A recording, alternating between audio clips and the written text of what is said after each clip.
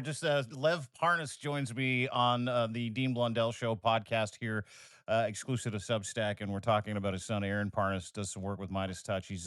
He is the news. We're talking about his hustle, and I said, dude, he's got the Lev Parnas Odessa Brighton Beach hustle in him. He never stops, and he breaks so much news, and he does such a great job, and he fills this fucking incredible void where mainstream media is not existing. Lev, of course, no stranger to Substack, no stranger to you. He's got a book called Shadow Diplomacy, which is excellent. Great read. I did it on the plane when I was on my way to Italy. Fantastic book. Oh, We'll talk a little bit thank about you. that. Yeah, you're Thank you. welcome. From Russia with Lev, a Maddow documentary that blew the whole thing wide open, which is leading to a few years of you being incarcerated. I want to start there real quick because I got a bunch of stuff to ask you. We're going to get to Donald Trump literally being unmasked and being laughed at by the free world. We'll talk about that. We'll talk about his mental state, which was front and center at West Point, and we'll talk about Canada and King Charles sticking it to him yesterday in the throne speech, which is a lot of fun. Hi, Kathy. Good to see everybody joining today. Really appreciate it. But I want to talk about prison because, like I said to you, dude, you look great. Like you look like you're trimming down and stuff like that. And you informed me that you gained weight in prison. I've never heard that story before. I've never heard of a guy coming out of jail go, man, I gained a lot of weight. Well, well, no, when I first came in, Yeah. because remember, for me, prison started, a few years in before that. I was at such strict house arrest. I wasn't able to even literally go outside my house and walk the dog for 2 years prior to even going into prison. So, I was not able to really do exercise, go to the gym, do any of that. I was on some of the strictest. My lawyer till this day says he's never seen something like that, especially for the crimes that I actually went to prison for. But yeah, when I got in, depression is very, very messes with your head, and it's first thing you do is you start gaining a lot of weight because you don't want to do anything. You start losing hope. You start thinking, and it's very difficult, especially in my situation. I was coming into a place. I could, talk about the good and the bad of it, but the bad of it is that I didn't know who to trust. I'm walking to a place that was very, very, very politically divided, even inside of prison, not only from your inmates, but to your guards, and the way I had to play myself between certain guards, because they were hardcore Trumpers inside that till this day, I don't think they really, knew they knew that I was close to Trump. They knew I was close to Giuliani. And because of that, that was good for them. And I'm blessed, I got away with it. But, there was a lot of people that, didn't like that, I turned on Trump and were hardcore Trumpers inside. And that's, so, the depression stage of first coming in and being without your family and being locked up, losing your rights, and they also threw me into solitary confinement for the first week. It was their way of showing me basically that they could break anybody. That's another really messed up thing that they do. I mean, solitary confinement should be, the shoes for the worst of the worst, but they use it for their, they even use it for COVID. I mean, people that were getting COVID sick, they didn't, instead of putting them in a special infirmary wing, they would throw them into the SHU, which is segregated housing unit, which is considered supposed to be the worst of the worst. It's really inhumane. You're locked up 24 hours a day, 23 out of the 24. I was locked up 24 hours a day because I didn't even get that hour to go outside because for my own protection, because I wasn't even, I was there like so as crazy as that is. So yeah, the first couple of months were difficult, but then I got, like I said, I got my head on, I started working out, I ended up, by the time I lost a little weight. Now it's, but prison, yeah, it did its job on me. Yeah, well, I imagine it would, right? I mean, dude, it's just like the ultimate nightmare for everybody, including the guy that put you there, Donald J. Trump, right? Like that's the one thing the dude has run from his whole life. And if I think if it wasn't for prison, he probably wouldn't have even bothered running for president for the second time. It was like him trying to Yeah. outrun your experience. But was it when you talk about solitary? Was there a cot in the bed? Did you have a toilet in there? Yeah, that's just so you understand, it's like 6 by 8. Yeah. I was in solitary two different places in Alexandria, Virginia. It was called the Paul Manafort wing. It was where Paul Manafort spent a year while he was while he was going through trials, and he was locked up there. I actually was the cell next to his. So you're in a 6 foot by 8 foot cell, or 6 by 6. It was a cement slab that forms a bed. There's a little sink in the bathroom. You're not even given soap, you're given powdered soap and powdered toothpaste. Just so you understand. And then you get a sheet, like it's like it's supposed to be a mattress with a pillow combined, Yeah. but it's nothing. It's not even, and that's it. And you have your jumpsuit, Mhm. and you have a towel, a small little towel. That's it. No reading material, no pens, no. I mean, that's why when it was so amazing when I got that postcard slipped underneath my door when I was the first in Alexandria. That's why that was completely freaky. When I went into Otisville, it was kind of it was weird because I'll tell you the story if you're interested. Dude, So that's why you're here. Yes, I'm very so, interested. Yeah, I absolutely. mean, so I thought to myself, I'm going, plus I know a lot of people that have gone to camps, Otisville being one of them through my life that I lived. So, but I've never went to prison, never myself ever experienced it. So I had no idea what to expect. And at this point, when I was going in, I had nobody that I could speak to. I mean, I've cut everybody out of my life because, not only because of my case, but because of what I was going into. So, I Googled, I researched, and I thought to myself, it doesn't sound bad. It sounds like a camp you're going to. They keep calling it a camp. A camp. How bad could it be? And so I get ready to go in. I said my goodbyes to my family because they were all in Florida. We weren't going to all fly down to New York. I flew in the night before. I drove all the way up. It's upstate New York. Found a little place I stayed over, and right before I walk in, I literally drove up to where it says it's actually a medium security prison with a camp offsite, Otisville. So Otisville is a very serious prison. Medium security is no joke, let me tell you. It's medium security is worse than probably even max in some places because of the way you're locked out and the way and the people that you have and the gang members and the stuff like that. There's a real difference to it. But anyway, you see the barbed wires, you see the gates. It's just like you see. It's not like in the movies.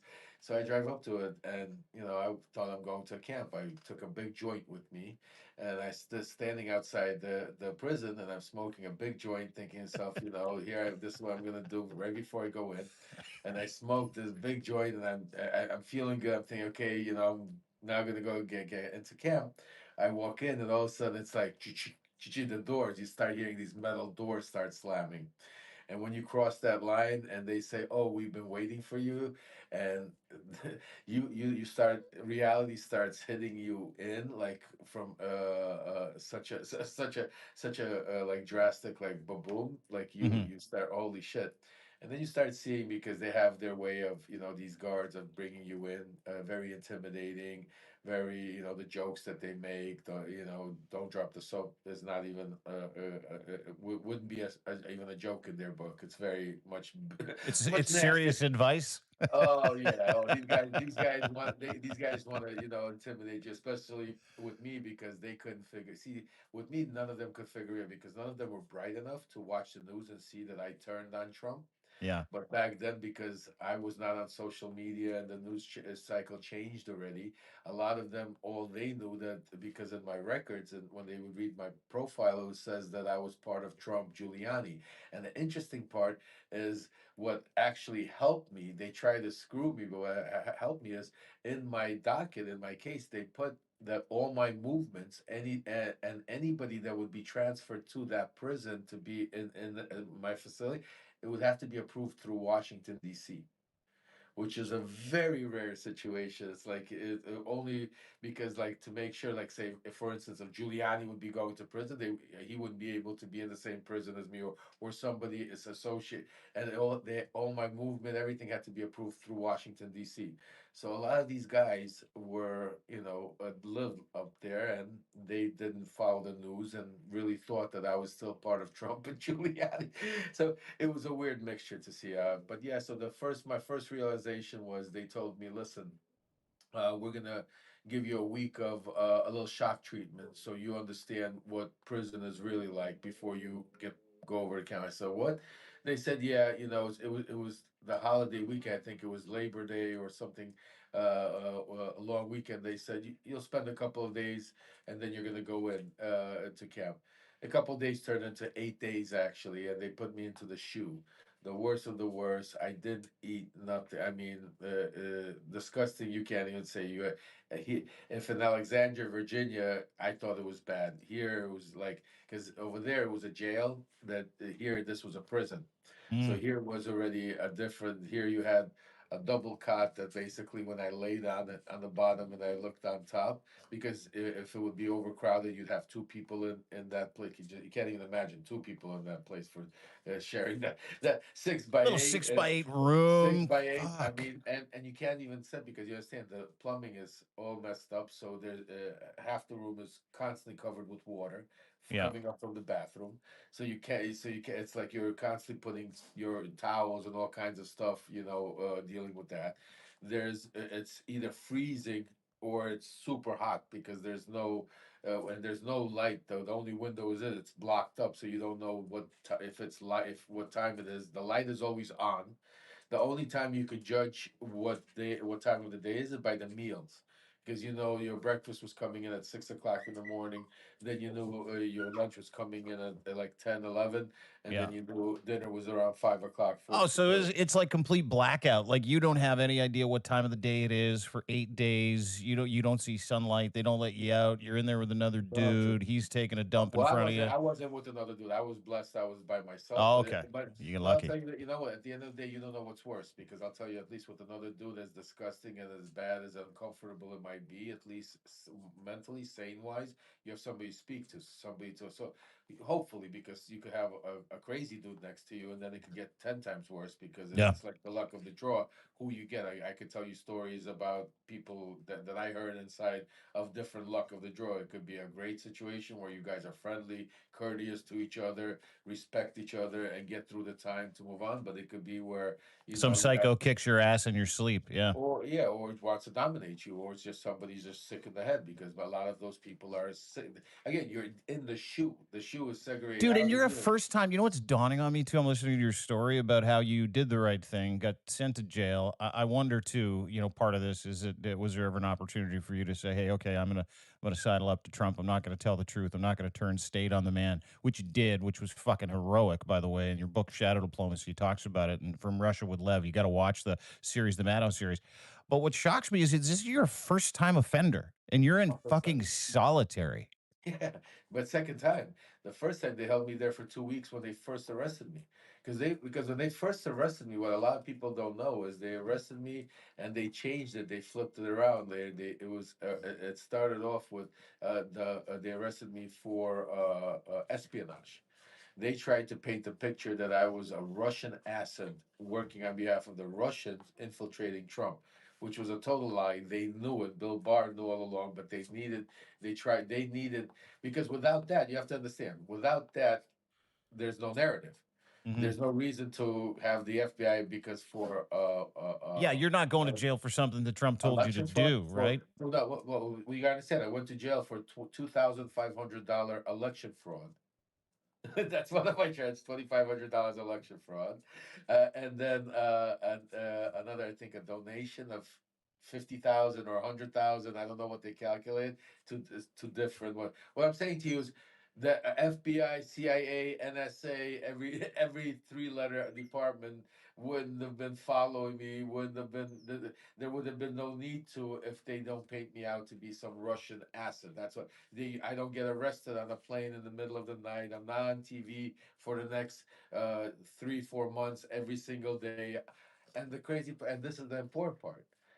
I would not have the bail conditions that I did because of them making me out to. Because of what they did, my bail conditions were so stingent that I was not able to travel, was not able to live a normal life, was not. It was a part of breaking you to be able to always try to break. They even tried to violate my bail several times, lying to the judge, which the judge thing. I got really blessed with the judge I had. I'll tell you honestly. If I did not get, because that's another very big part of the system which people don't understand. There's, it's not, people think that we live in a society where it's, oh, it's all about the jury, or it's all about no, it's a combination of everything. First of all, you have to get lucky with your lawyers.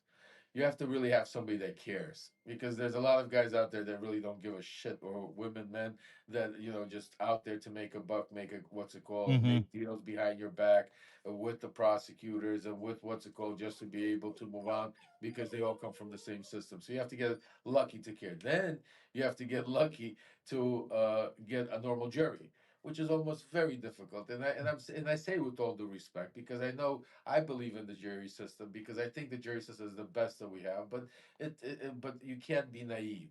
When we go in there with our closed eyes and saying these 12 people are not watching TV, they're not speaking to their people. For I can tell you it's all a lie, because I know plenty of people that have been on juries that have done it, and they're good people. They're not. But it's just life. You, especially if you're on a big case, especially if the president of the United States involved. Yes, you'll have several of them that will be put the blinders on, but you can't guarantee it. So there's no really true, what's it called. And the other thing, when they say jury of your peers, jury of your peers has to be jury of your peers. You can't, if you're dealing with a person in one category or one stuff, you can't have a totally separate of totally different category of people just because that's where the crime occurred. That does not mean that. So there's lots of technical things where it's not. It sounds on the outside like, yeah, you have certain constitutional rights, but it's really not the case.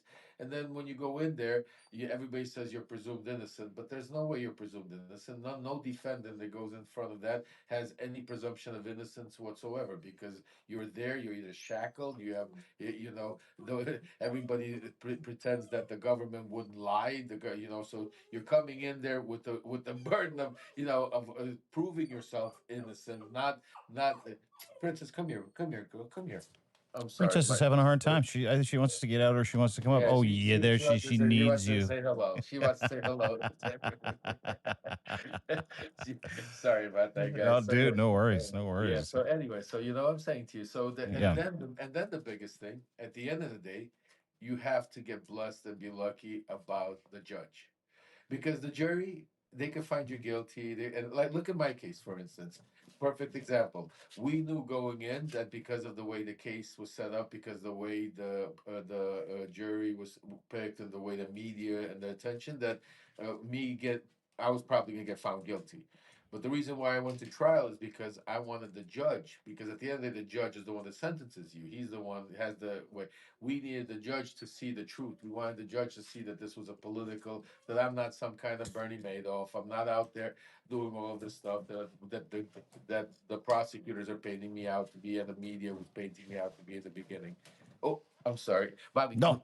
Get out of here. Let me get the dogs out of here first. Yeah, yeah, yeah. Lev's going to deal with the dogs as we kind of go over his prison story and what led to him spending some time in solitary confinement, being thrown in jail for being associated with Donald Trump, carrying out Donald Trump and Rudy Giuliani's orders, and we're going through the shackling of one Lev Parnas. Sorry, Yeah. continue where you left off. I apologize. Yeah. Where were we? I'm sorry. We were at the judge. You said you wanted to Oh, get and to a I judge. said, yeah, I said the judge is extremely important, because I'll give you, a lot of people don't know my case. I had other co-defendants, and Trump's lawyer, Todd Blanche, who happens to be the co-attorney general, was supposed Yeah. to be my lawyer. He was my co-defendant's lawyer at the time. This is the This was, same Todd Blanche that got excoriated in New York yeah, at his trial for E.G. and Carroll, yeah. where the judge is like, "You're a fucking idiot." By the way, he's Well, he the was assistant right. attorney general right now. He was Manafort's lawyer, and this is Yeah. who my lawyer. They were my lawyers, and I fought, and then my partner kept them on, my ex partner Igor. So the crazy part is, all my co-defendants took plea deals, and they took plea deals, and in their plea deals was 47 months to 57 months. So a minimum of three and a half, whatever, or 4 years to 5 years in prison for whatever they were offering us. I said, I'm not taking a plea. I'm going to trial, because, and they were threatening me. First of all, they were offering me 57 to 67. They wanted to give me 10 more months than everybody else, because I was the leader, they said. And but the second thing is, I didn't want to. I felt we did nothing wrong, and I said, I'm going to take my chances. So if I lost, they told me I'm looking at 12 to 16 years in prison for this shit. Just so you understand, 12. What a fucking gamble, Liv. I love it. No, but so I tell you honestly, I didn't even realize it at that point. Even like sometimes you look back. My son Aaron, now I understand. At that time, he was just getting his law degree, and he was like begging me to take the plea deal. My wife was begging me to play. I mean, I'll be honest with you. Everybody was telling me because the gamble was so high. But you know what? I was so on such an adrenaline flow of fuck that. Like, there's no way. Like, would they put me through? I didn't do this shit. I'm not gonna let you frame me. And when we saw that the judge was receptive to the watching, the trial, that the reason why I took the gamble is because I felt we had an honest and good judge. Because I felt that at the end of the day, no matter what happens, that my sentencing is gonna be in the judge's hands, Mm-hmm. and I don't think this judge is gonna sentence me more than 5, 6, 7 years, which is what they were offering me to begin with. So that was my gamble. I took it as a businessman, as I looked at it, right or wrong, what I'm saying to you. I looked at it as that gamble.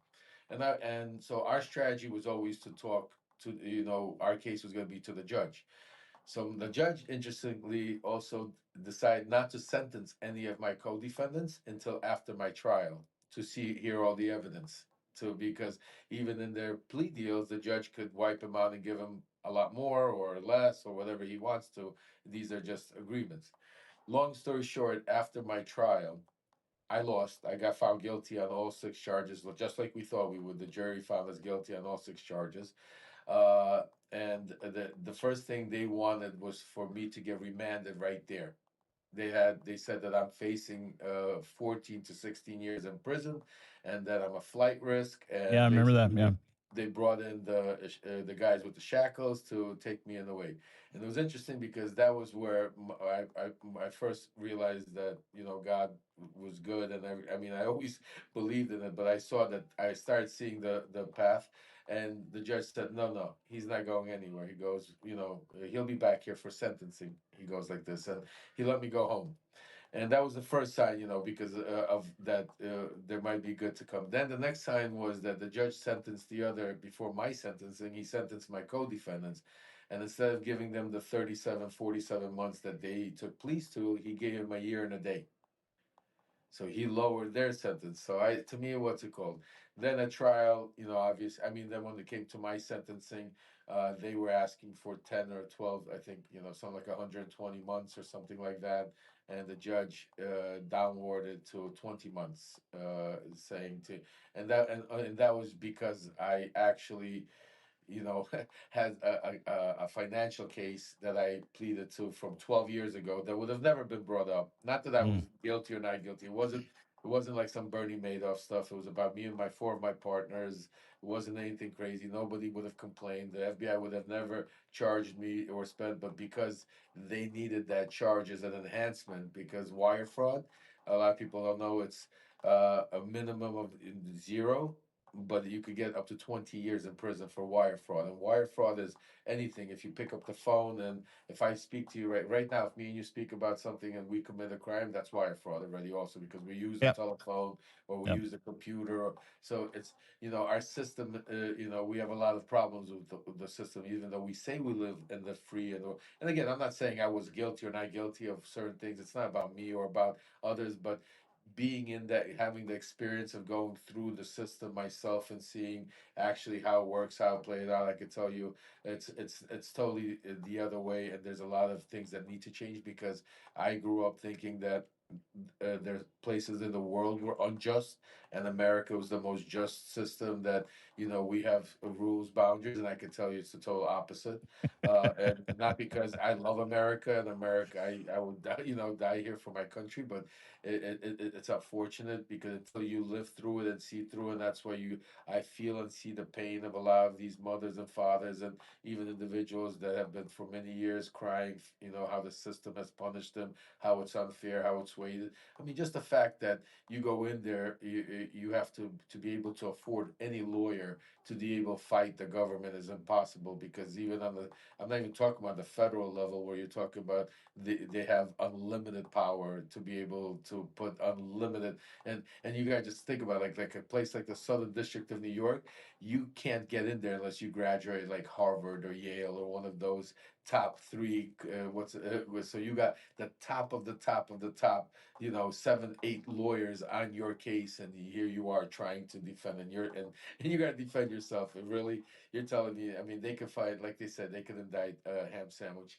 And again, it is what it is. So that one of the things that hopefully once I'm done fighting with Donald Trump and trying to save our democracy and dealing with this nonsense every day that we deal with it, this is good. This is a passion that I will take up. Prison reform, Mm. prison conditions, and again, you know, I'm not for letting criminals go. We'll make it straight out right now. You do the crime, you gotta do the time. But you gotta do there's right or wrong, there's humanity, there's, you know what I'm saying to you, there's conditions, there's we still, you know, there's a way of you still, you know, to punish, because I think the problem with that, and this is my opinion from even somebody that's gone to prison, is prison's supposed to be for rehabilitation and with some sort of punishment.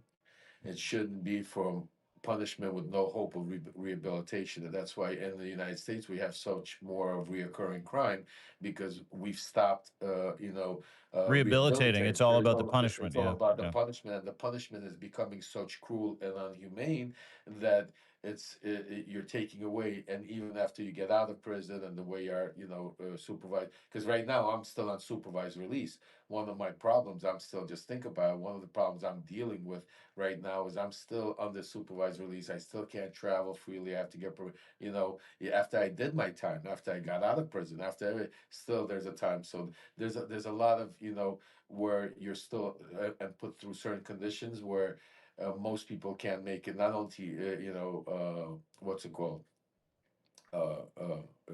Physically, mentally, but financially, it's almost impossible because Yeah. of the strains they put. So that's why you have so much reoccurring crime. But enough.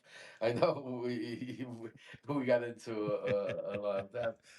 No, it's fascinating. I love the backstory. And people in the comments, we got several hundred people watching right now who are blown away by your story. And as many people know the Donald Trump, Lev Parnas, Ukraine, Giuliani, extortion, bribery story, there's still a lot of people here that didn't know that you did time because you turned state's evidence. And Bill Barr and the FBI and the commandeered, legal apparatus in the United States literally went after you to protect Donald Trump and all of his criminal cronies. And you wrote a really interesting story because we're starting to see a lot of the world mock the man in his second term, and we'll get to some of the reasons why. We'll get to some of the dementia, but if I'm you, knowing this experience that you have, knowing that you did the right thing, knowing that you did the right thing and still serve time on top of being corralled and forced into this kind of stuff with Giuliani and Donald Trump, you had to look at them, and you must look at people in his inner circle who are currently committing all kinds of crimes, whether it be Doge, whether it be Witkoff, whether it be Donald Trump himself with ICE. And I can't imagine the anger or how hard it would be to let go of that anger, watching them continually commit crimes and knowing that you did time for the crimes that they fucking committed. Well, first of all, Dean, thank you so much. And I just wanted to say to the viewers, actually, if you guys do want, I have a, I don't know if you know either, you should definitely come and listen. I have a little segment I do for my subscribers called Story Time with Lev. Hmm. And it's actually today is Wednesday. It's at 5 o'clock every Wednesday. So if you haven't become a subscriber, now is definitely the time. And I read a chapter or two of the book. And then Hmm. we go into Q&A. I go into some private stories. So it's really something that I try to give back. So definitely, Dean, you'd love it. Also, come join us every Wednesday at 5 o'clock. It's Story Time with Love. We go into the stories. A lot of people don't know a lot of things. You'll be amazed yourself with the things that I went through and came through. Yeah, and let me just remind everybody, Lev is such an incredible follow. I think he's number 7 in world politics right now on Substack. He's a rising star there. He's finding his footing there, and I highly encourage everybody to subscribe to this man's Substack. because what you do is you let people in, and there's this veneer around the Trump regime where you don't really know because they flood the zone with bullshit all the time. And you were on the inside. You do understand how these people work, and you are telling the truth. You are going to Ukraine. You are outing his inner circle. So, Lev Parnas, Substack.com. Please go and subscribe to Lev, become an annual subscriber, become a founding member, and enjoy some of the exclusives like Story Time with Lev. Lev remembers. You've got a great post up there now about his inner circle. But yeah, I want to talk to you about not just his inner circle, but maybe some of the fucking resentment that you feel when you see these guys running around collecting Qatari jets and billions of dollars, right? It's crazy, and I'm sitting laughing with you because I feel good. I feel good because, it's crazy to say, I never thought I would feel good. There are times where I have flashbacks, and I'll get to them, but I feel good overall, in a weird way that I'm not involved in that anymore. I'm able to see it from the outside, and it's scary to see where I was, and watching that power grab will continue. Like, for instance, watching now Elon getting thrown out of the circle, slowly maneuvering out, watching. I know how it's going to play out. I know he's going to be at a point where Trump is going to try to take everything away from him. What I mean? But it's you just need some time. Do you We're think getting that's going to happen? Because I had a bet with a buddy of mine, Zev, who you've podcasted with us on the Five Stack, and I'm like, I give it like a year before they say he's an enemy of the state and they take all his shit, right, and leave him Yeah, destitute. I think eventually it happens. I think he's already out the door. I think that's why he's already feeling the heat. The problem with Elon, it just is that he's not going to be able to stay quiet. Hmm. He's eventually and you already start seeing the remnants of him speaking out against this big beautiful bill, talking about it can't be either big or it can be only beautiful, one or the other, can't be both. I mean, this is already, the fact that you see him not being even in the meeting with the South African president. You didn't see Elon being vocal. You saw him standing there. You saw him making faces. Yes, but you even Trump made a comment saying, "Oh, I'm not going to put Elon on the spot." These, just from somebody that's been there, knows these people, say these are major rifts that are happening, that are taking place. I think Elon is also, you gotta understand, like a lot in Trump's world, why the rifts are happening is because of his tariff games that he keeps playing in, because what he's doing to the economy and to what he's doing to a lot of these companies and stocks. I mean, people are really losing money. I mean, we don't talk about it because there's so much craziness that happens every day. Just like we don't talk about women's rights and Roe versus Wade anymore because it's just so that low on the totem pole to save our democracy. What do you talk about?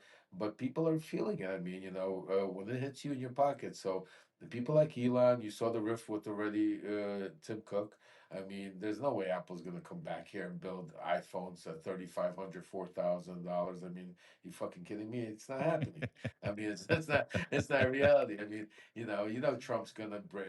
I mean, and this is the things, But unfortunately, like people are starting to see it, feel it, understand it, and that's why I keep saying, yeah, as bad as it is, we need to keep doing what we're doing. Now is not the time to step back and say, no, no, now's the time we press harder.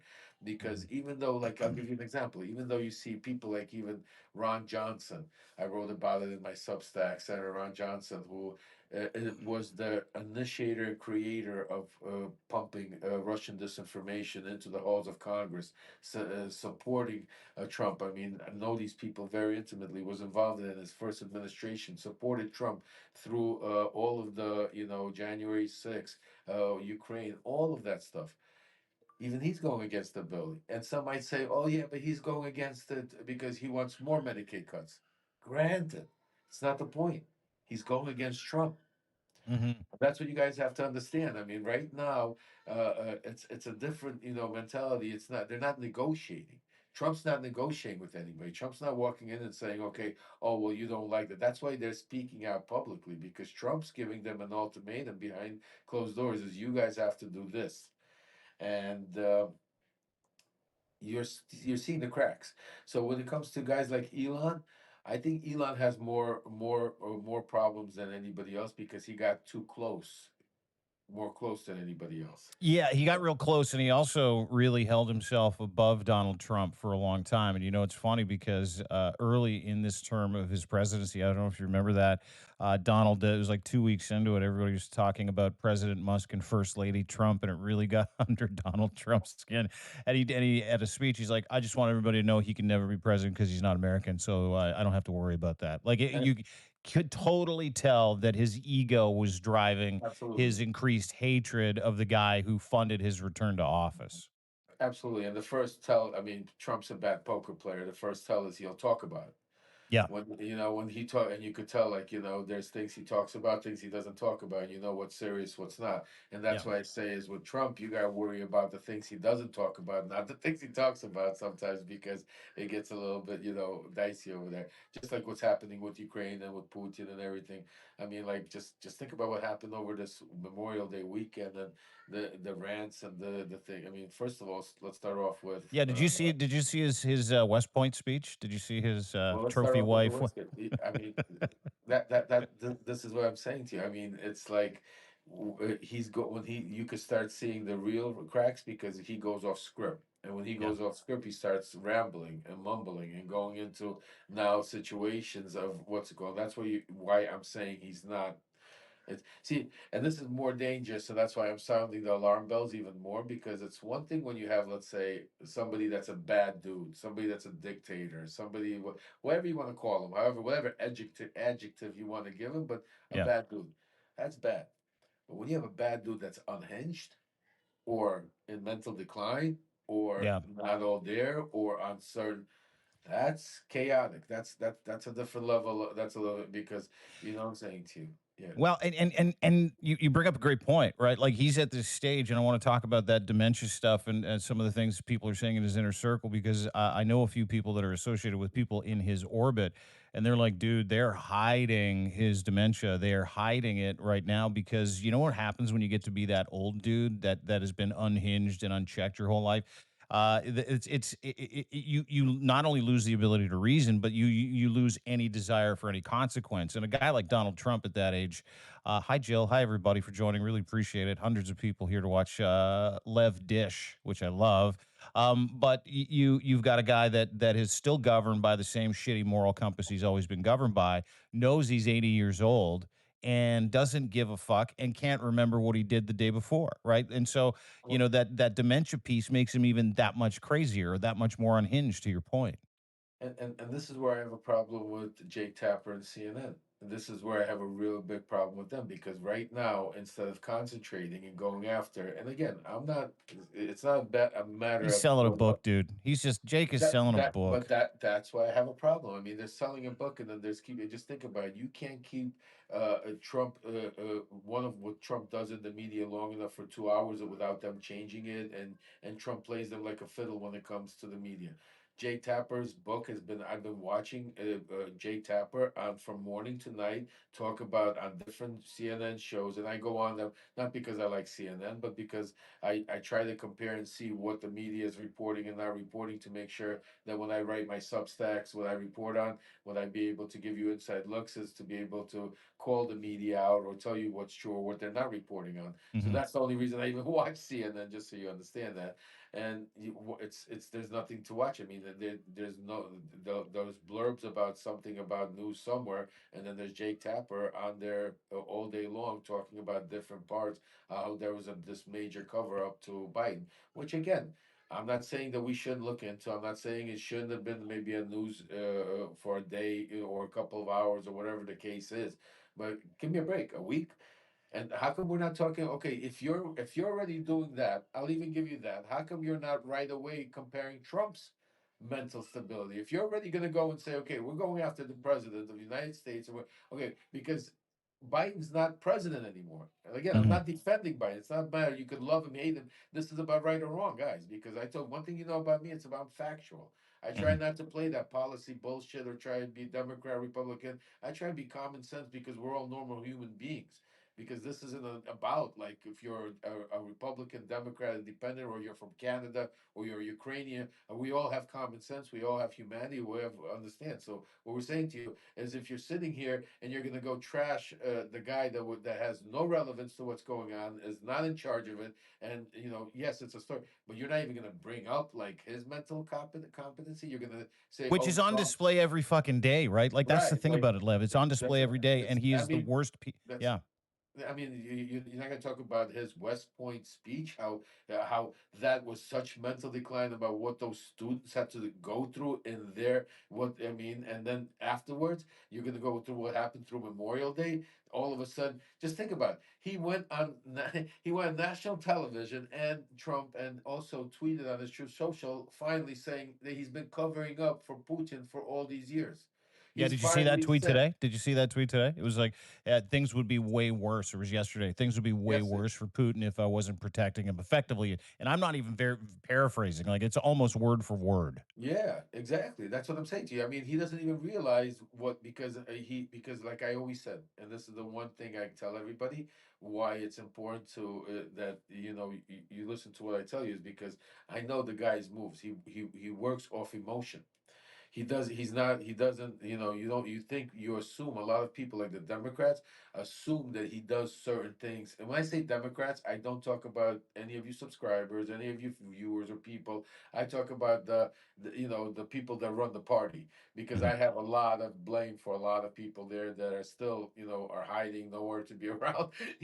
Or because if you think about who's really fighting this fight, it's us. It's, you got people that are standing up to Trump on social media networks like Substack and others like that are, reporting, standing up, fighting to him. But everybody else, the media is basically bowed down to him. He's gone after the lawyers and everything. I mean, so anyway, uh, Well, and you know what? It's you bring up a good point. I mean, because it works, right? Threatening people works. Like I don't know if you saw the note last week. There was an article. In fact, I think it was on the weekend.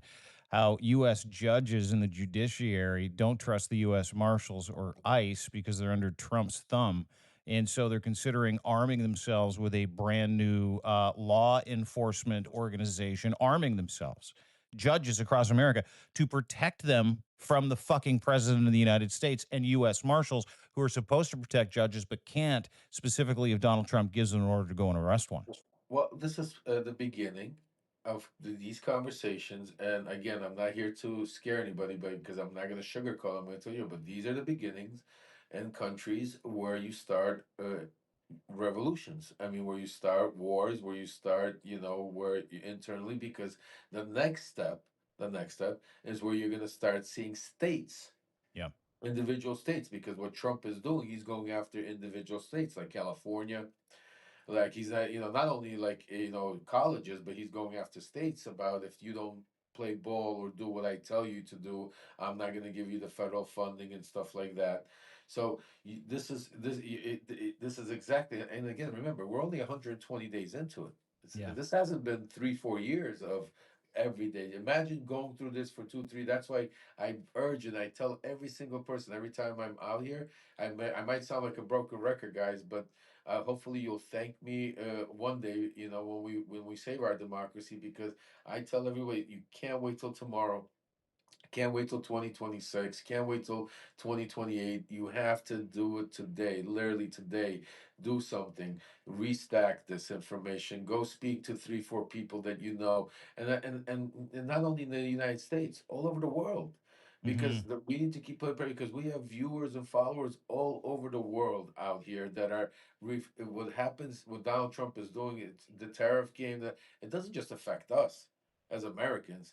It affects Canadians like you, Dean. You guys, your world is upside down. It affects people in all of Eastern Europe. I mean, tariffs he's throwing around. Just think about the tariffs he's throwing, how that affects us. Think about the tariffs, how it affects those countries that are already doing worse than us to begin with. So nobody's even talking about that. The chaos and that's going on all over the world. So each and every one of it, you have to. The voices have to be heard, because this is much bigger than just an election, or that we need to get. And like you said, Dean, you started off. We spoke about this, and I say this all the time. It's not like we need 1,000 people. We need three, four, five of these congressmen or women that are in there, and they're in there. They have the souls to put enough pressure on them to start joining forces. And now nobody's talking about changing parties. Nobody's talking about agreeing with even policy. See, this is the crazy part. I'd say right away, forget about take all the policies out the window. Just unite on one thing: saving our democracy. Let's unite in saving what about right or wrong, about being able to have a place where we could still debate policy, that we could talk about it while we still can before it's too late. Mm. That's what I keep telling you. That's my call to action. That's why I say, and that doesn't mean we don't go out there and protest. That doesn't mean we don't go out there and write letters. No, it means we do everything, because one thing is not going to change it. It's a combination of everything. It's a combination of going out there and protesting, writing your letters to your congressmen, senators, writing letters even from out of the country, because believe me, these people listen and watch and see, and they see, especially with the way social media is nowadays. The way social media, all of these people are on social media. They all want to be celebrities and stars. There's ways to get to them so easily. They're out there. Let the voices be heard. Be loud and clear. Subscribe, join, to all of us, everybody out there that is out here fighting for it and being able to make a difference. And that's why I say the one thing you can't do, Dean, the one thing that disrespect is you can't say I can't do nothing, Yeah. because that's one thing, because history is going to judge each and every one of us because of what we're, because of how our kids, grandkids, great grandkids, and so on and so on. Because right now it's a major turning point, not just in the United States, all over the world. Yeah. Because what happens here reflects everybody and what's going on. Just think about the craziness. I mean, just a little bit, how the King of England traveled to Canada yesterday, and really kicked Major it to. shot across the But, Trump bow but yesterday. Just I, fucking humiliated him. It was the that's a best. but think about the world we're living in, guys. Like how Yeah. crazy it is. This is fucking insanity. Like, because of one guy. And Yeah. it's not one guy, it's because you have a bunch of spineless people are Dickheads. so you Pricks. said it, I did. Sold their soul to the devil, and basically Yeah. allowed him, because we say it all the time. He himself would not be able to do all. That's why I don't always blame everything on him, because listen, that's why we should, guys, just think about it. The reason we have rules and regulations and boundaries and barriers is because we're all human beings. You could get into office, you could be a totally sane person, and all of a sudden you could get sick. It happens to you. You Hmm. don't you don't have to be evil. You could get sick. You have mental health is a serious, serious issue, and I'm not saying it lightly. So that's why you have barriers. That's why you have the 25th Amendment, to be able to make sure. Oh shit, he might not be well. We need to take him out for the country. It's not about personal thing. That's gone. Nobody even thinks about that. Can I ask you a But just question? think, yeah, go ahead. Yeah, let me ask you a question. You talk to people in his orbit quite a bit still. You've got insiders, you've got plants, you got people in the White House. Don't think for a second Lev isn't plugged in people. This is Lev fucking Parnas, by the way. Are they talking about Trump's mental decline and the effort that is going into hiding him, which isn't going very well whatsoever? I mean, absolutely. I mean, there's constant. I mean, and it's been going back, and it's not just recent. That's the whole thing. It's been going back to like towards the end of his campaign. Going back, after the gunshot and all of that type of stuff. There's been, you could see, if you go back to, you'll see, you'll start seeing a lot of it, and a lot of it that's not just Trump being Trump, but now you'll see the way he talks about what he talks about, and you'll start seeing more of just like, what about, just think about this. A lot of people don't even think about how serious about the guy. I'm going to take you guys back. Listen, it hasn't been that long. It's only been 6 months ago. If you recall, he came out and told a story about how he was in a helicopter ride that almost crashed This is the with mayor the of LA. mayor, He was talking about it with the mayor of LA, if I'm not mayor of mistaken. San San Francisco. Francisco. Yeah. Mayor of Okay. San Fran- Yeah. the so the mayor of San Francisco, the guy comes out and What the says, fuck? "You're an idiot." We've never been in a helicopter together. It never happened.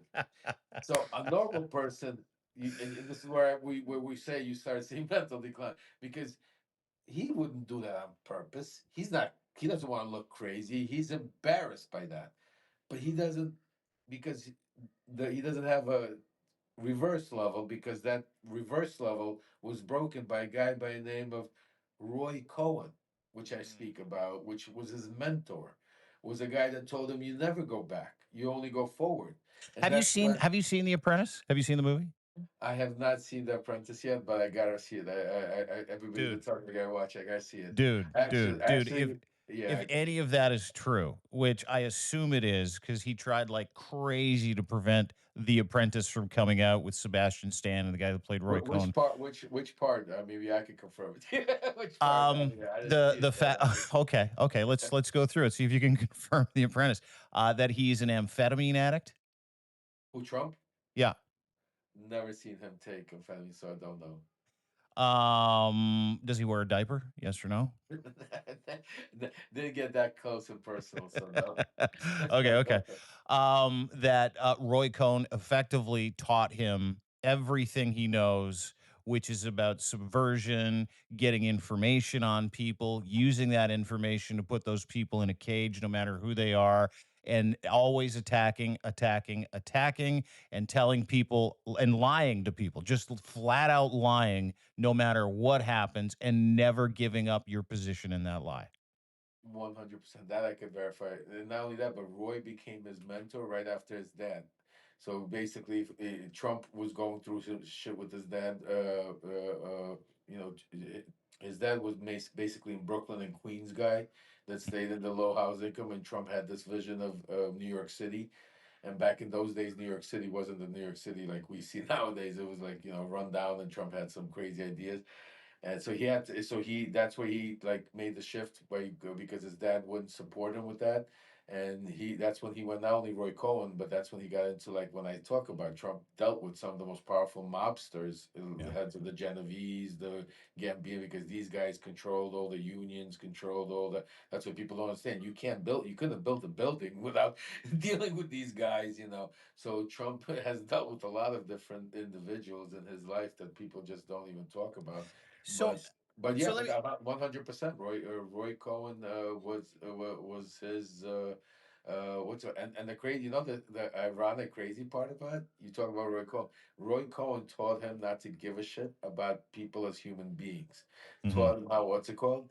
And at the end, when Roy Cohen was dying, Trump repaid him. The Trump didn't go see him like he did in the hospital or something like that. I don't remember the exact story, but I remember people like that I knew, like some of the Italian guys were telling me that he fucked Roy Cohen over. Yeah. Um, Yeah, towards the end of Roy Cohn's life, there's a scene in the movie that kind of depicts, the end of their relationship, and he brought you him know down to why? Mar What's Do you that? know why? Do you know No. why? Does it tell you in the movie why? I'll tell you why. Because he had AIDS? Because yeah, Yeah, exactly. It says yeah, yeah. because Trump wouldn't even come next to him because he had AIDS, wouldn't even go visit him or shit like that. Yeah. Yeah, he put him at the end of the table, wished him happy birthday, sent him out of the room, and then he had the entire room fumigated. No Yeah. word of a lie. Like, I mean, Yeah, that's I just mean, who I Trump wasn't is. there, but I heard those stories also. I mean, if that's in the movie, I would say that's pretty much true because that's what I heard the same shit. Yeah. You know? Lev Parnas, our guest, Lev Parnas on Substack. Please subscribe to his Substack. It's great. He's got a couple of really, really key pieces on the inner circle collapsing around Trump right now. I want to pivot a little bit to Vladimir Putin. It's funny because everybody thinks he's a Russian asset. You've maintained that he's just an opportunist and an authoritarian in waiting. But you're not just seeing cracks in his inner circle. To reference your incredible piece, you're seeing cracks in those new, hopeful relationships that Trump has with Z, who's currently mocking him right now in the state of China, mocking him, basically telling him he's an idiot. Donald Trump, went after Putin the other day, and Putin's just lobbing thousands of drones and ballistic missiles into Ukraine, going for broke at the moment, which we'll get to in just a second. And Trump put out a tweet saying, "Hey, this isn't my guy. This isn't the same guy I knew." And then he put out another tweet. Medvedev answers that, and he's like, "Hey, listen, you want scary? How about World War III?" So now they're going back and forth. You're seeing cracks in those relationships, no matter what goes on behind the scenes. Which I'm sure you understand what goes on behind the scenes with a guy like Putin and Trump, and maybe some of those phone calls. But what do you make of that tension between the Trump regime and now the Putin regime, Trump and Putin? Is this performative stuff or is this real? Like, I mean, does has Russia been? You know, we know they've been lying to Trump the whole time. We know that he's been being played the whole time. But is this tension real or is this just an act to get us to look the other way? It's a combination. It's a combination. So as far as Russia has definitely expected this, has planned for this. It's part of Russia's plans of everything that's transpiring. When it comes to Donald Trump, a lot of what you see is very emotions. A lot of things that he's. That's why all of these oval meetings that you see, it's the way the meeting's going to go. It depends on if you take a look at each meeting is the same thing. It depends on how one of the other president how he answers a certain question, and then you can see Trump's face change one way or the other, and you see how it goes. It's yes, there's played out, there's preparation just in case Trump goes into these things like business meetings. It's not going into strategical planning. Overall he goes into, well, I'm going to go this way. If he does this, I'm going to do this, like in that and that's in such a way. So in Trump's way, him saying the things he said, I think that was emotional because he didn't expect Putin to start such an assault and barrage after their conversation. But this was part of Putin's plan along because you got to remember, those of you that read my Substack, the conversation, that part of the 2 hour conversation that Putin and Trump had, which wasn't, you didn't see all the transcript and it wasn't all reported on, but part of it was basically that Trump was going to step away because Trump is becoming a liability and not an asset for Putin when it comes to the Ukraine war. He's done his job already. He's already basically destroyed, relations between Ukraine and America, where America is not giving them any help. No, there's not even conversations of any bills or any money going there. They're not. We're not even selling them weapons. Trump won't even sell them weapons. So he did his part. He basically did his part by already getting Russia back on the conversations of dropping sanctions and bringing him back into the G8. He's doing his part by recognizing Crimea as a Russian territory, because by doing that, automatically it's going to lift a bunch of sanctions going back to 2014. So Trump's already doing it. Where the negative part comes in is because Trump is unpredictable. They can't control him with what he says by setting up, because what Putin, that is instant, that Turkey meeting, that was done because of Trump. Putin wasn't planning on meeting. They didn't need to do that. They had to improvise. So when Trump needed a cover for his trip to the Middle East, and so nobody pays attention to what his family or what he's doing or what's going on over there, he needed the media to shift and have an announcement. That's why all of a sudden you had Putin come out of the blue and say, "Oh, well, you know what? Let's have unconditional talks." Yeah. And then and that made the big story because, oh my God, Vladimir Putin wants to meet with Zelensky. But then all of a sudden you saw with every day that story digress, where it's not Putin that wants to meet with Zelensky, to the degree where they were even confused if Putin's even going to show up or not. Yeah. It was all planned. And then you had Trump playing that game, being a useful, oh, I might show up if Putin shows up. If he doesn't show up, I'll show up. It was all distract and play games, because you got to understand, Dean. I've said it all along, and I'm going to tell you guys, the real players that are negotiating and talking behind the scene is not Trump and Putin. It's Witkoff with Putin, Witkoff with a guy named Kirill Dmitriev, Witkoff, Jared Kushner. Witkoff is the key to it. And the way the conversations goes, you have to understand, Donald Trump doesn't trust his personnel, his what's it called, military, even though he's handpicking him himself. He considers that the deep state.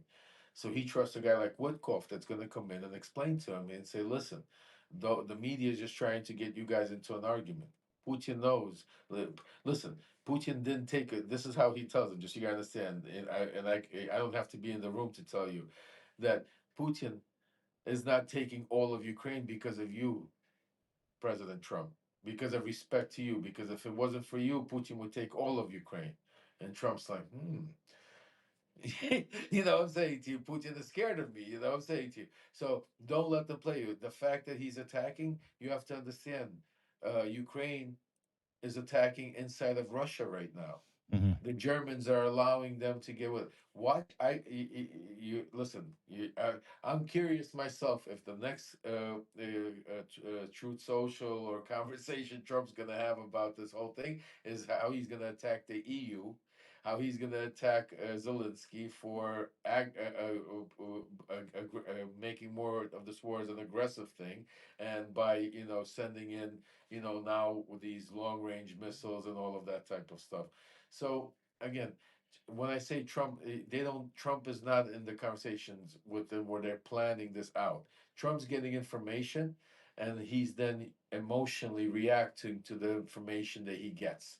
So they properly know how to feed the proper information. So as he gets it, you see these emotional responses. Sometimes they're a little unpredictable. The fact that he called Putin crazy was something that, trust me, they did not predict, and they tried to cover that up. And Russian media, they tried to take that crazy part out of everything that Trump said. Oh, did they? That They tried to edit the whole thing out? Oh, absolutely. Yeah, 100%. Yeah, no, of course, But that was the only thing because again, Trump's unpredictable, so that's why Yeah. they don't have that. So yeah. So with that said, but again, as far as Russia's concerned, it's business as usual. Yeah. They're unplanned. They got their reprieve. They got because you got to understand, it's not just Russia fighting Ukraine. People think it's Ukraine. Ukraine is standing there fighting Russia. They're fighting North Chechens Korea, and North China, Korea, yeah, China, and now you got Iran. also Iran. Now you also have what's it called, Victor Urban from Hungary. Yeah. Planning attacks on Belarus has people coming in. I mean, Ukraine is literally fighting against many, many countries, and so just think about how bad Russia's doing and how good. So there is light at the end of the tunnel. There is hope. And the other thing with Trump, I always say that the good part where he's unpredictable is the second he starts believing or thinking that Russia is not as powerful as they are, because the biggest key between is in Trump's mind. Russia's still that Soviet Union, that oligarchy, that money, that power, that nuclear weapon. You know what I'm saying to you?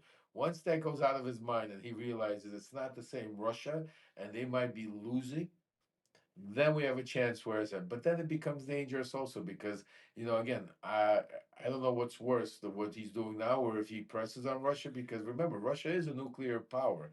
And Russia does have nuclear weapons, and Trump, that's where the emotions and shit. That's where I again come and bring it back here to the United States, where we need some sort of balance, and that's why I say we need to get these senators and congressmen and push on some of them to get to Mhm. gain boundaries, because so this way he's not doesn't have the capabilities or the fears, because he can't just press a button. It's in the movies, you press a red button.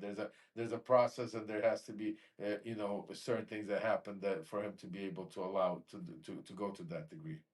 So, Lev Parnas is our guest, by the way, everybody. Again, a hearty reminder to go and subscribe to his Substack. He is incredible. He dishes. He's honest, and he's on a mission for America right now. Part of the resistance, if you will, where democracy needs to stand up for democracy and the people who love it and protect it. Guys like Lev, everybody here on Substack, including us, who are trying to reach across the border and have bigger, wider conversations about this whole thing. But going back to how dangerous he is in terms of his bandwagon jumping, which you're talking about right now, right? Which is like if he notices that finally that Russia's a three dressed as a fucking nine, and they're going to lose, he's the first guy to switch teams and go, oh, okay, let's Absolutely. let's Yeah. launch some fucking missiles over at Ukraine and let them go for broke and stuff like that. But he's been pretty consistent about a couple things, and people take him less seriously than ever. And I had a conversation just to pivot to Canada's big day yesterday with the King of England coming into town, tearing a strip off Donald Trump and MAGA, and then the throne speech where Mark Carney laid out and then announced the next day that not only are we separating from the United States, we're running into the arms of willing partners to have partnerships like the UK, the EU. Our military procurement process is going to be signed by July 1st, moving militarism and dependency of the United States away from the United States. He launches this Truth Social tweet yesterday where he effectively said, "Hey, listen, if Canada wants to be the 51st state, we've got this big space missile Golden Dome program that's going to cost 61 billion, and they get it for free if they just sign up to be our 51st state. We up here, Lev, to your point, we know how dangerous and stupid he is. We're laughing at him at this point because it Yeah, was such laughing. it's like honest to God, like we're dying laughing at this. And I talked to someone in Carney's orbit, and they're like, "Hey, listen, dude, this is how we look at it from now on. This is Carney's entire thing. Every time he tweets something about Canada, we laugh and say, "Oh, that's nice," and then we wait for him to tweet about fucking Taylor Swift. Like that. When will the rest of the world catch on to that? As crazy as this sound, that's exactly what Russian press secretary Peskov came out and said. When they asked him, he said, "Yes, Donald Trump about the crazy remark." He said, "Until we wait till what he tweets tomorrow, it's going to be something totally different." I mean, it's but that's that. See, but that's the biggest part where I think we're watching a decline, and it's serious and it's funny and as crazy as it is. I think it's a decline because there's nobody out there that wants such the craziness and instability because like I said, the good part about it because of this is we're seeing the cracks internally, and we're seeing because just like you said, like just think about Carney. I mean, anybody with a half a brain, you don't have to be a genius. I mean, and even a little common sense understands that first of all, we don't have a golden dome. Second of all, Russia, Ukraine, I mean, and China just came out and said, "What the fuck are you even talking about? What golden dome?" Second of dude, all, there's an expert, a defense expert, who's like he got his doctorate in physics. He's like, not only is it absolutely fucking physically impossible to do, you need Canada's permission to do it. And we're right. and we're like, yeah, let's talk about that next week. No, Like, but just think about it, but he's already selling it to you. It's like a yeah, real just think about it. And I keep saying it, everything in his head is like a real estate deal. Because he's already pre-selling it to you. Like when you before you build the building, you go up and you sell the first 10% of the building, so you get the money to go get then the financing. That's how you build a building. sure. You know what I'm saying to you? So here he's doing it. He It's the wants only to thing the build. idiot understands. Yeah, Right. yeah. So in his mind, he's saying to himself, I gotta how do I pass it through my people, my Congress, my that I could get this wall built. Not wall, I'm sorry, this dome built, this fantasy golden dome. Well, they're talking about it's gonna cost about 100 something billion. What if I come and say 61 I get billion. Yeah. no, 61 billion was Canada's part, I think. Oh, okay. Yeah, that's That's nice. it's over 100. That's what I say. And so this way he wants to come with them and say, listen, it's going to cost us 100 something, but I already got 61 billion up front from these idiots up there up north. Like, so No. we're good to go. All I need is another. That's how he thinks in his mind. It's not real. Just think about it. Look, guys, I want to say something. A lot of times people say don't listen to what Trump's saying. He's doing it. And I'm going to say yes and no. You have to really be careful and use your common sense because that is part of one of part and then I gotta go soon on this, but I want to make sure that this is a very important thing, Dean. That's part of Trump's strategy is to confuse you of what to believe he's crazy or just saying just or and what he's saying he really means, just like there was an Italian mafia boss in the Genovese crime family called Vince Giancante that used to wear a robe, walk around the city and pretend that he was crazy, senile, always wear a robe, and the FBI for many years wouldn't arrest him and go after him because they thought that he was mentally insane, but that was all just a game until eventually they arrested him, put him away, and he died in prison. Long story short, Donald Trump has that same thing. And I see it works a lot with a lot of people because you hear when he comes out and says something like, I'm not going to leave, I'm going to stay in power after the 2028 election. And I see people say, oh, don't listen to what he's saying. He's saying that to distract you from the real reason. Scary because that he's really means. Though that's what he means. And I'll give you another example of what Donald Trump says that people do listen to and he doesn't mean. I'm going to build in the Gaza Strip, the Riviera of Trump hotels, and we're gonna just displace 2 million people, and then we're gonna build that. He or Canada's going to become our 51st state. See, those are things that are not happening. He knows they're not happening. Donald Trump knows there's no way Canada's becoming 51st state. But that's he needs to do to change the news cycle. That's why yesterday, while Russia was responding to him, and King Charles was in Canada telling him, go screw yourself, and Russia was telling him that he's emotionally overloaded and he needed to change the cycle somehow. He came out and said, you know what? Canada, give me $61 billion. See, that's what I'm saying to you. That's where we use our common sense to say, nah, that's not going to happen. Let's not that. See, this is why I have pissed with the media. Why are you even writing about that? Why should we even talk? See, this is where the media should get a little smarter and say, nah, we're not going to chase that story.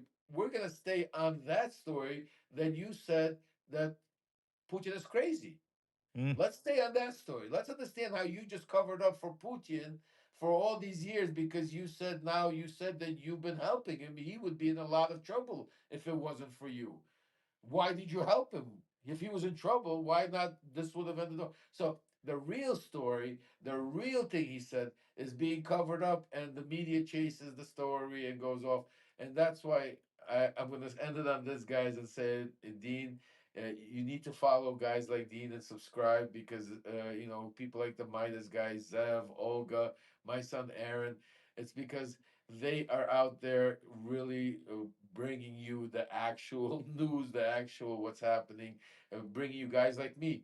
I say I'm not a journalist. I'm not bringing news. I make the news. I'm on the inside. I was on the inside. Know people on the inside. So I'm here giving you stuff that you guys could talk about. That really an understanding of what's happening, and that's why I say to you, it's important to keep this platform alive because the one things I'm going to tell you is if we don't get bigger quicker with all the support, that's why every subscription, every follow, every I tell each and every one, go get close your eyes right now for 1 second before we go. Just do me a favor, everybody, close your eyes. We have almost 800 people here, and just think to yourself, what can I do today to make this platform, make this movement bigger? Who can I speak to? Can I speak to two, three more people at work or when I go out there or do something? Can I subscribe? Can I restag? Did I like this message?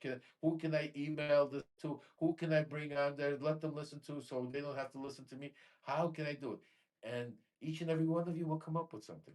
You'll come up with. Some of you will go out there and do several things. You'll go protest, you'll go subscribe, you'll become paid subscribers. Some of you can't do all these things. You're busy working. You could just become paid subscribers to support the message. Some of you can't afford to become paid subscribers. You could send a message, restack.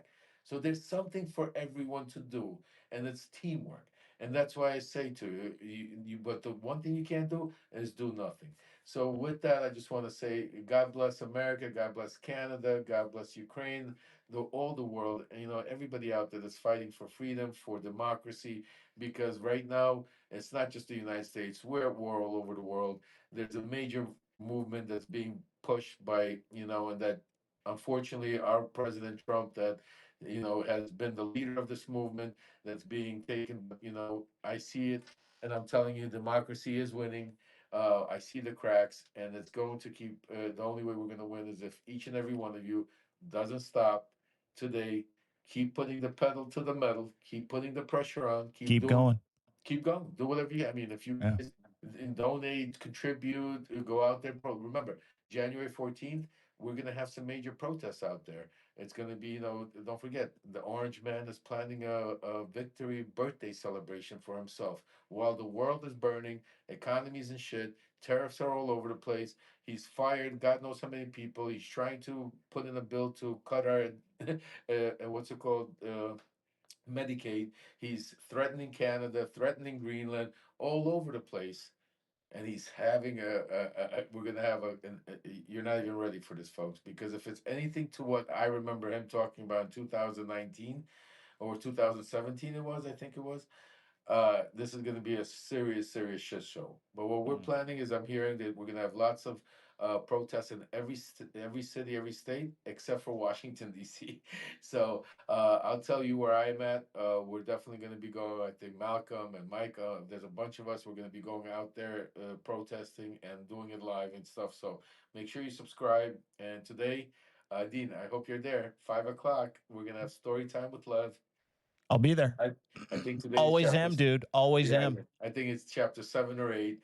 Okay. Uh, Definitely, you guys want to come into it. It's going to be because a lot of what we're going to go into, a lot of it has to do with the same people and characters that are still there today. I mean, just think about it. It's not just Donald Trump. It's like Vladimir Zelensky. Before he even came into office, I was the first person there in the Ukraine to put pressure on him. His chief of staff, Andrei Yermak. I met with him in Spain with Rudy Giuliani when Rudy Giuliani basically berated him and tried to force him. I mean, I know all these people intimately and all these oligarchs that are very close in the Russian world that now are discussing it. So we have a bunch of information that we're going to keep a spotlight onto. And hopefully we keep the light on because they're going to try to shut it down. I'm warning you guys. Don't say I told you so, but the only way, they're going to go after Substack, they're going to go after YouTube, they're going to go because these are the only places still that are available to be able to speak truth to power, and it's because each and every one of you. So keep doing what you're doing, keep subscribing, keep passing the message, and love you guys. Thank you for having me, Dean. Zev, Lev, sorry, somebody, Lev, Lev, tomato, really, tomato. just an honor again, brother. Great to see you as we continue to fight for democracy on both sides of the border. You have a great day. Thanks for your time, pal. God bless you, brother. Have a God good one. bless you too. Take care. Take There you care. go. Bye bye, guys. There's Lev Parnas. Just a stud, just a dude doing what a dude does to shine a light on the world's biggest dotard, Donald Trump. And he did time for it too. So he fucking means it, everybody. Right? He means it. He did jail time for it. So he's earned the voice that he has in the platform, and I would highly encourage everybody to subscribe because he dishes like he did there, which is incredible. Just a quick Cole's notes for all of our American subscribers, the majority of the subscribers that we have here at deanblundell.substack.com. We see you. We love you. We have no issues with Americans. We just have an issue with one and a few of his Trump regime asshole friends, which is why yesterday was so special watching King Charles come to town. We're not royal watchers here. We left that behind a long time ago. But when the King of England, who Donald Trump worships, like literally worships, shows up, basically says, "Hey, Trump, go fuck yourself. Canada's true north, strong and free." And then the prime minister of this country comes out and says, "We're going to separate our military from the United States. We're going to start going with different Commonwealth countries. We're going to build our military up. We're going to build an energy corridor so we can be an energy superpower." The divorce is final. The divorce is final from America until Donald Trump leaves, and then maybe we'll find some common ground. But it has nothing to do with America. It's got everything to do with Donald Trump. And I just want everybody to know that when we become a superpower, we're going to protect you because Donald Trump, you need to be protected from him. So it's what Canada's trying to do, friends. God bless the United States of America, minus Donald Trump and the Trump regime and maggots and hillbillies. Like we got the same ones here. God bless Canada. Not that I believe in God, but hey, let's throw it out because Lev sure does. And thank you for spending some time watching this podcast. Don't forget, you can get everything we do at Substack. LevParnas.substack.com is where you can find Lev. Dean Blundell substack.com is where you can find us. A couple of great pieces up there as well. I'll be back with the 5 stack and Zev Shalev from the narrative. We'll count down the top 5 stories starting around 3 o'clock right here. So come and join us. Give us a follow. That'd be great. If you're a paid follower, awesome. Always love all of our followers. And thank you so much for the ongoing support, whether you're Canada, the United States, or one of the 127 countries that people have subscribed from. So thank you, democracy loving friends. We will see you 3 o'clock on the 5 stack. Have a great day. Bye now.